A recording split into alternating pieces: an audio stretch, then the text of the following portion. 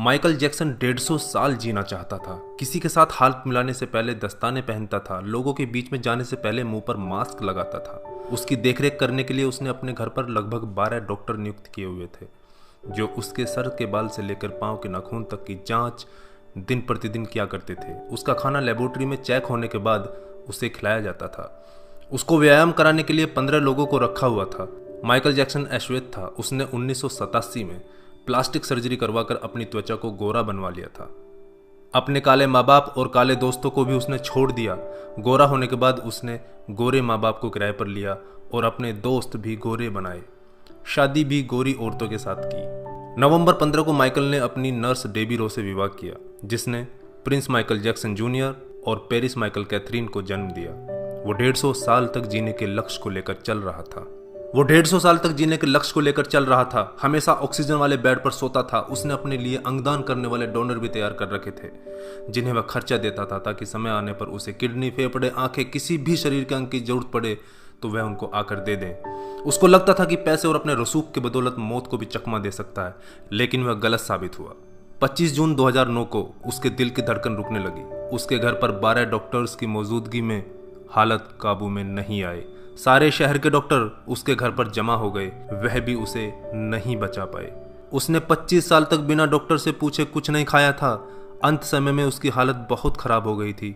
50 साल तक आते आते वह पतन के करीब पहुंच गया था और जून 25, 2009 को वह इस दुनिया से चला गया। जिसने अपने लिए 150 साल जीने के इंतजाम कर रखे थे, उसका इंतजाम धरा का धरा रह गया दोस्तों। जब उसकी बॉडी को पोस्टमार्टम हुआ तो डॉक्टर ने बताया कि उसका शरीर हड्डियों का ढांचा बन चुका था। उसका सिर गंजा था, उसकी पसलियां, कंधे, हड्डियां टूट चुके थे। उसके शरीर पर अनगिनत सुई के निशान थे। प्लास्टिक सर्जरी के कारण होने वाले दर्द से छुटकारा पाने के लिए एंटीबायोटिक वाले दर्जनों इंजेक्शन उसे दिन में लेने पड़ते थे। माइकल जैक्सन की अंतिम यात्रा को लगभग 2.5 अरब लोगों ने लाइव देखा था। यह अब तक की सबसे ज्यादा देखी जाने वाली लाइव ब्रॉडकास्ट है। माइकल जैक्सन की मृत्यु के दिन यानी 25 जून 2009 को 3:15 पर विकिपीडिया, ट्विटर और इंस्टा मैसेंजर सभी क्रैश हो गए थे। उसकी मौत की खबर का पता चलते ही गूगल पर 8 लाख लोगों ने माइकल जैक्सन को सर्च किया। ज़्यादा सर्च होने के कारण गूगल पर सबसे बड़ा ट्रैफिक जाम हुआ था और गूगल क्रैश हो गया था। 2.5 घंटे तक गूगल काम नहीं कर पाया था। मौत को चकमा देने की सोच रखने वाले हमेशा मौत से चकमा खा जाते हैं दोस्तों। कुल मिलाकर सार यही है कि बनावटी दुनिया के बनावटी लोग कुदरती मौत की बजाय बनावटी मौत ही मरते हैं।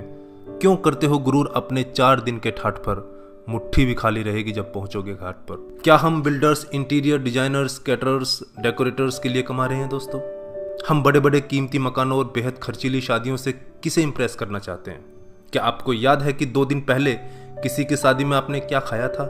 जीवन के प्रारंभिक वर्षों में क्यों हम पशुओं की तरह काम करते रहते हैं और काम में जुटे रहते हैं? कितनी पीढ़ियों के खान पान और लालन पालन की व्यवस्था हम करना चाहते हैं? हम में से अधिकांश लोगों के 2 बच्चे हैं, बहुत का तो सिर्फ एक ही बच्चा है।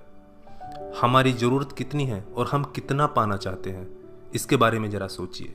क्या हमारी अगली पीढ़ी कमाने में सक्षम नहीं है जो हम उनके लिए ज़्यादा से ज़्यादा सेविंग कर देना चाहते हैं? क्या हम सप्ताह में 1.5 दिन अपने मित्रों, अपने परिवार और अपने लिए स्पेयर नहीं कर सकते?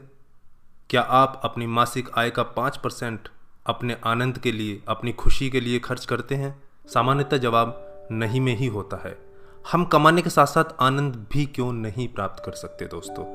इससे पहले कि आप स्लिप डिस्क का शिकार हो जाएं, इससे पहले कि कोलेस्ट्रॉल आपके हार्ट को ब्लॉक कर दे, आनंद प्राप्ति के लिए समय निकालिए मेरे दोस्तों। हम किसी प्रॉपर्टी के मालिक नहीं होते, सिर्फ कुछ कागजातों, कुछ दस्तावेजों पर अस्थायी रूप से हमारा नाम लिखा होता है। अगर भगवान ऊपर है तो वो हमें देखकर हंसता होगा। वो सोचता होगा कि हम कैसी कैसी बातें करते हैं जब हम कहते हैं कि मैं इस जमीन के टुकड़े का मालिक हूँ। किसी के भी बारे में उसके शानदार कपड़े या कार देखकर राय कायम मत कीजिए। हमारे महान गणित और विज्ञान के शिक्षक स्कूटर पर ही आया जाया करते थे। धनवान होना गलत बात नहीं है, लेकिन सिर्फ धनवान होना गलत है। आइए जिंदगी को पकड़ें इससे पहले कि जिंदगी हमको पकड़ ले। एक दिन हम सब जुदा हो जाएंगे, तब अपनी बातें, अपने सपने हम बहुत मिस करेंगे। दिन, महीने, साल गुजर जाएंगे, शायद कभी कोई संपर्क नहीं रहेगा। एक रोज हमारी बहुत पुरानी तस्वीर देखकर हमारे बच्चे हमसे पूछेंगे कि तस्वीर में ये दूसरे लोग कौन हैं। तब हम मुस्कुराकर अपने अदरस आंसुओं के साथ बड़े फक्र से कहेंगे, ये वो लोग हैं जिनके साथ मैंने अपने जीवन के बेहतरीन दिन गुजारे थे। फ्रेंड्स, इस वीडियो में कुछ ऐसी बातें बताई गई हैं शायद जिनकी तरफ हमारा ध्यान ही नहीं जाता और हम इस बनावटी दुनिया में इतने खो जाते हैं कि हम अपनों को ही भूल जाते हैं। शायद आपके जीवन में यह कुछ परिवर्तन लेकर आ सके।